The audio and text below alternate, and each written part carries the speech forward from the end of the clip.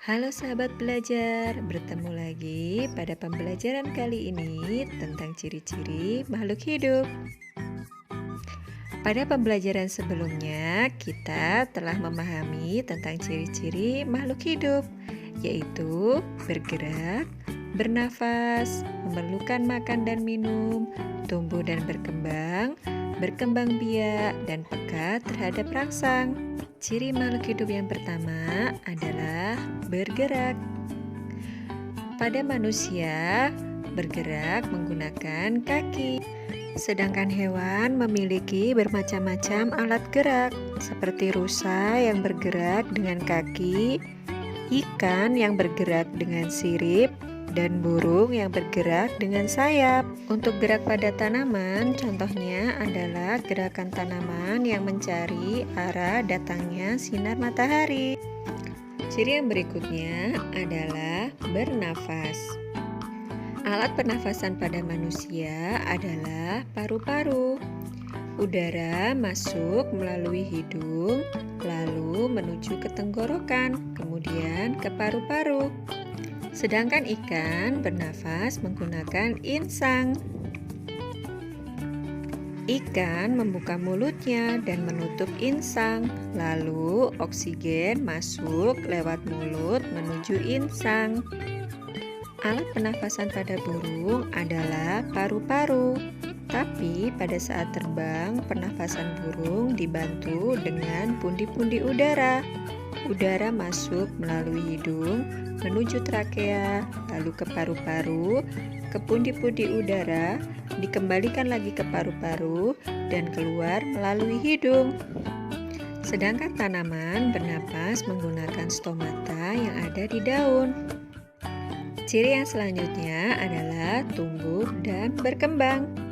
Pada manusia, pertumbuhan dimulai dari bayi, anak muda, lalu menjadi dewasa. Pertumbuhan pada tanaman dimulai dari biji, lalu menjadi tunas, menjadi tanaman muda, lalu menjadi tanaman dewasa. Pertumbuhan ayam dimulai dari telur, menjadi anak ayam, lalu ayam muda, dan menjadi ayam dewasa.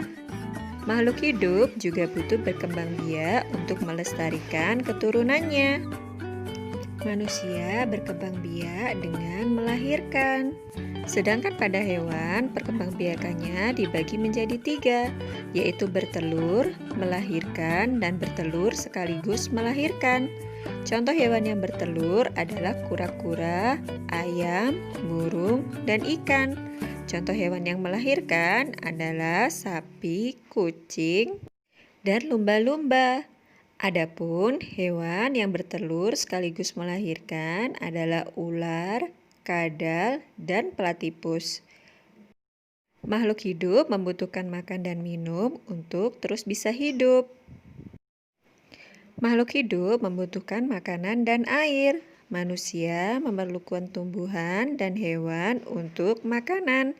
Sebagian hewan juga memerlukan tumbuhan untuk makanan, sedangkan tumbuhan memerlukan air untuk terus hidup.